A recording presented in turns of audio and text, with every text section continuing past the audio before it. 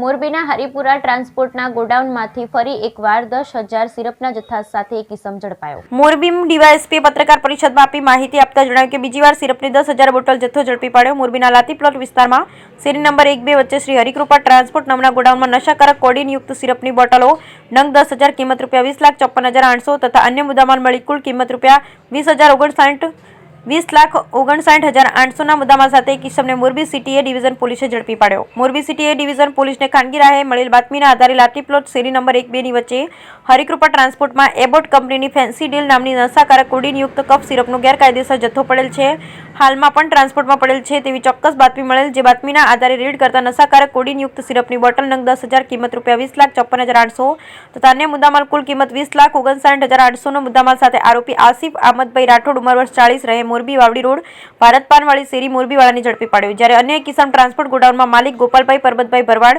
રહે રાજકોટ વાળાનું નામ ખુલતા તમામ આરોપી વિરુદ્ધ Morbi city A division police station ખાતે NDPS એક્ટ ધારા તળે ગુનો નોંધી આગળની ધોરણસરની કાર્યવાહી હાથ ધરી, જેમાં આજે આરોપીના 4 દિવસના રિમાન્ડ મંજૂર કર્યા। કામગીરી કરનાર અધિકારી તથા કર્મચારી HA Jadeja, police inspector Morbi city A division police station તથા police sub inspector PR Son ASI Kishorbhai Govindbhai Makwana, Janakbhai Chhaganbhai Marvaniya, police head constable Arvindbhai Mavju Jhapadiya, police constable Rameshbhai Laljibhai Kargad, Kishanbhai Dhirubhai Motani સ્ટાફના માણસો કામગીરીમાં જોડાયા। Bureau report Ashokbhai Kharchariya, cameraman Mahesh Kharchariya, Morbi.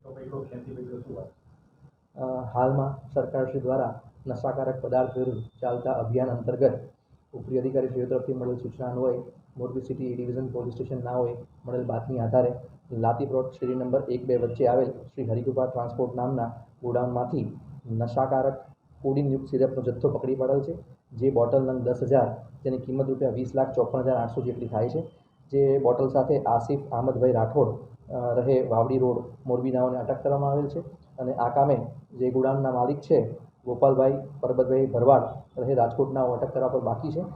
આ ગુનાની તપાસ છે હાલ મોરબી તાલુકા પોલીસ સ્ટેશનના ચલાવી રહેલ છે।